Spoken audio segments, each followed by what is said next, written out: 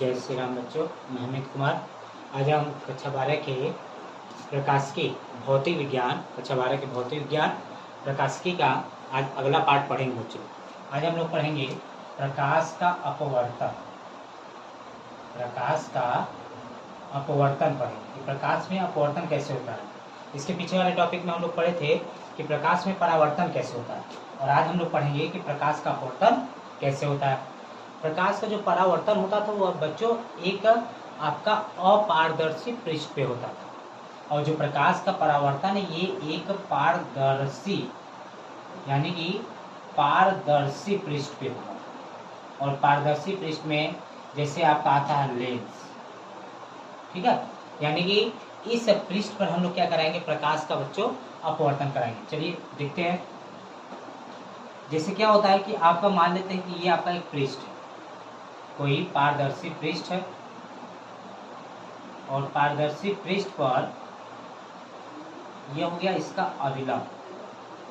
बस इस प्रक्रिया से हम लोग सारी चीजें समझ जाएंगे।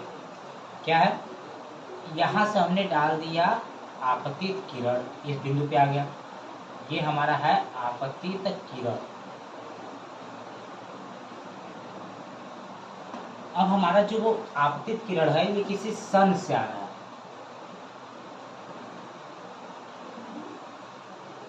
ठीक है।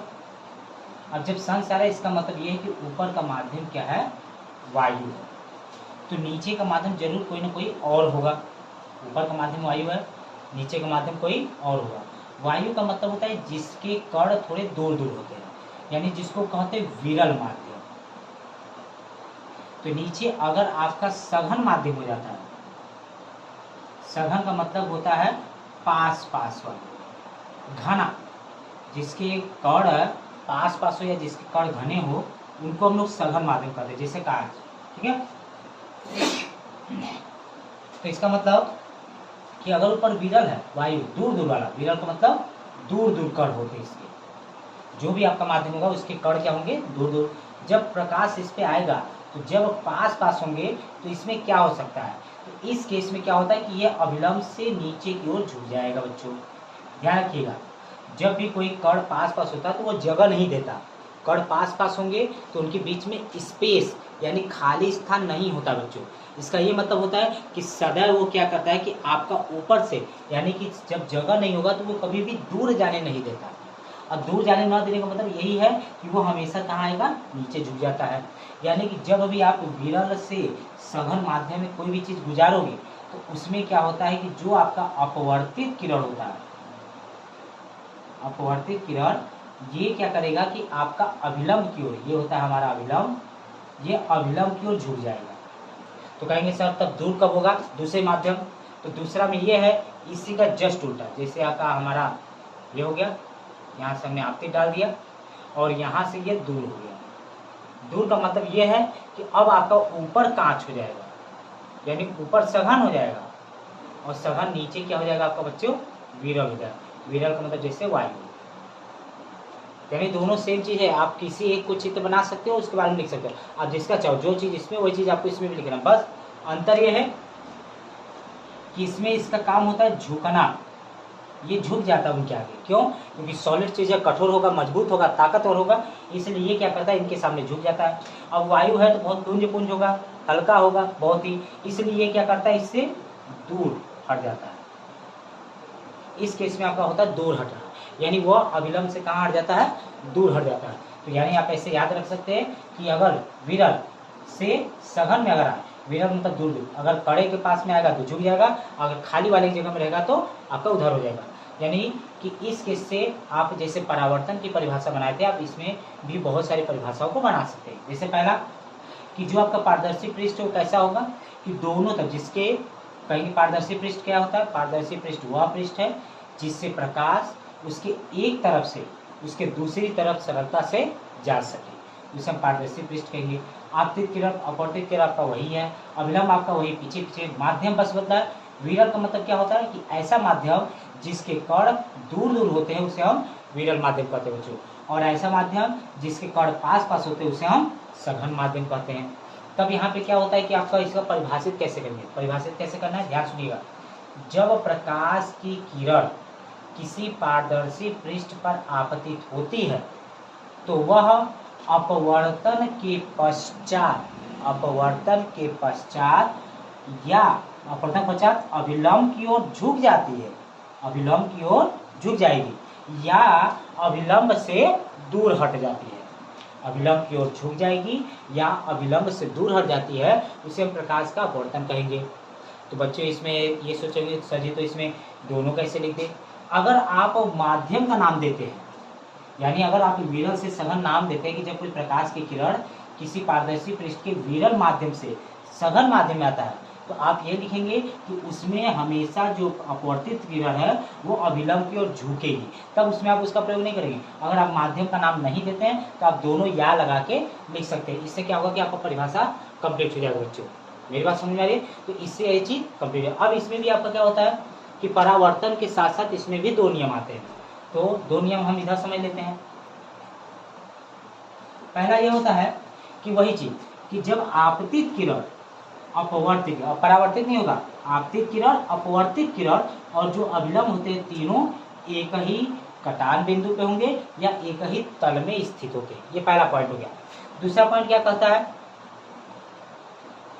दूसरा पॉइंट ये कहता है कि जो ये आपतन कोण है, ये आई आपतन कोण, और इसका जो ये अपवर्तन कोण है आ, इसकी ज्या, आपतन कोण की ज्या का मतलब होता है साइन, ट्रिग्नोमेट्री के रूप में ज्या का मतलब होता है साइन, कोज्या का मतलब होता है कॉस, स्पर्जिया का मतलब होता है टैन।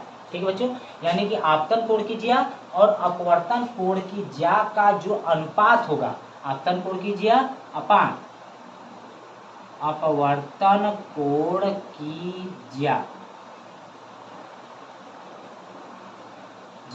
दोनों ही क्या होते हैं बच्चों, नियतांक होते हैं। नियतांक मतलब कांस्टेंट होता है। तो इसका मतलब कि साइन आई बटा जो साइन आर होता है वो बराबर नियतांक होता है, और यहाँ पे नियतांक जो होता है वो आता है एन। तो आपका साइन आई के बटा हो जाएगा साइन आर। तो कहेंगे सर यहाँ पे यन क्या है, यन जो है उस पदार्थ का अपवर्तनांक होता है। ठीक है, उस पदार्थ का अपवर्तनांक। और इसे किस वैज्ञानिक ने दिया था, इसे स्नेल नामक वैज्ञानिक ने दिया था। स्नेल नामक वैज्ञानिक ने अपने नाम पर आधारित इस चीज को दिया था, जिसे स्नेल का नियम भी कहते हैं। अब यहाँ पे बात आती है सर अपवर्तनांक क्या बताता है। अपवर्तनांक किसे कहेंगे, अपवर्तनांक जो होता है वो किसी माध्यम को डिनोट करता है। यानी अपवर्तनांक ये बताता है कि वह पदार्थ किस माध्यम के कैटेगरी में आएगा, वह अपवर्तनांक विरल में आएगा कि सघन में आएगा। इसका ही काम है कि अपवर्तन केवल आपका जो अपवर्तनांक होता है वो माध्यम बताता है। और एक चीज़ और, अपवर्तन में अगर कोई प्रकाश की कोई भी प्रवृत्ति होगी वो अगर एक माध्यम से दूसरे माध्यम में जाती है तो वो बदल जाती है। ये हम चीज़ अभी बाद में पढ़ेंगे, अभी तो इसका पढ़ना ही है, हमें केवल बस इतने बारे में भी अभी केवल जानना है। इसके में आप बहुत सारे फार्मूले जैसे आपतन कोण, अपवर्तन कोण, आपतित किरण, इस सब के बारे में आप चित्र के ही सहारे, चित्र के माध्यम से आप सभी चीज़ों को क्या कर सकते हैं, सरलता से लिख सकते हैं। ठीक है बच्चों, ये आपका हो गया प्रकाश का अपवर्तन। अब इस प्रकाश के अपवर्तन में आपका आता है लेंस। अब हम इसमें देख लेते हैं कि लेंस किससे कहेंगे हम। ठीक है, लेंस के बारे में जान लेते हैं।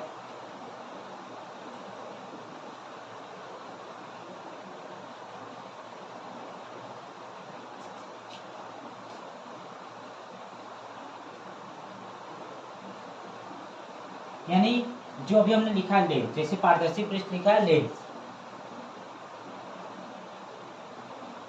लेंस है। हाँ एक चीज और बच्चों, जैसे यहाँ पे ये एन है तो ये एन बराबर साइन आई बटा साइन आर है। तो इसी में और भी बनते हैं, जैसे कि क्या होता है कभी भी एक माध्यम के सापेक्ष दूसरे माध्यम का अपवर्तनांक पूछता है, जिसका अपवर्तनांक पूछेगा वो पीछे होता है, तो जिसका अपवर्तनांक पीछे का उसका ऊपर अपवर्तनांक होना चाहिए, जिसका दिया जाएगा वो नीचे। इस रूप में ये होता है, जस्ट उल्टा 1 n2 रहेगा तो n2 अपान n1। लेकिन अगर वही वेग के रूप में पूछे, भी के रूप में 1 n2 में वेग के रूप में यानी चाल, प्रकाश की चाल के रूप में पूछेगा तो पहले आपतित किरण की प्रकाश की चाल होगा, तब उसके बाद आपका अपवर्तित किरण की प्रकाश की चाल। प्रकाश की चाल में 1 1 2 2 होता है, लेकिन अपवर्तनांक में पहले 2 होता है तब 1 होता है। ये चीज़ आप याद रखिएगा।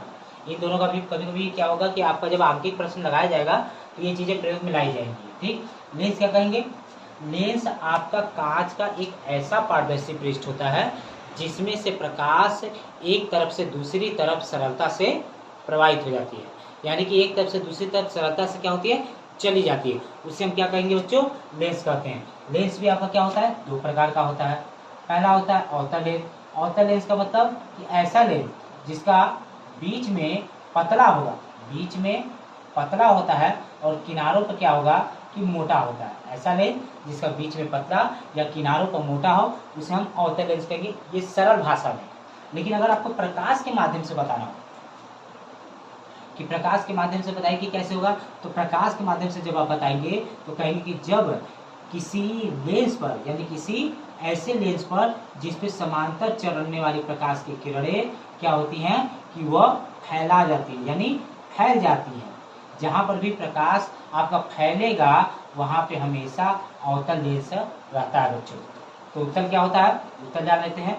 उत्तल जो होता है उसमें आपका किनारों पर पतला होगा और बीच में क्या होगा बच्चों, मोटा हो जाएगा। यानी ऐसा लेंस जो किनारों पर पतला बीच में मोटा होता है उसे हम उत्तल लेंस कहते हैं। तो उत्तल लेंस में इसका क्या प्रोसेस होगा कि जब कोई समांतर किरणें आपकी चलती हैं तो किसी एक ही बिंदु पर मिलती हैं, यानी किसी एक बिंदु पर जाके फोकसित हो जाती हैं, मिल जाती है, उसे उस तरीके से भी आप उत्तल लेंस को परिभाषित कर सकते हैं। ये दो तरीका है, दोनों तरीके से आप जिसको जिस तरीके से परिभाषित करना चाहें उस तरीके से अच्छे से कर सकते हैं। ठीक है बच्चों, आज के लिए हमारी इस वीडियो में इतना ही रहेगा।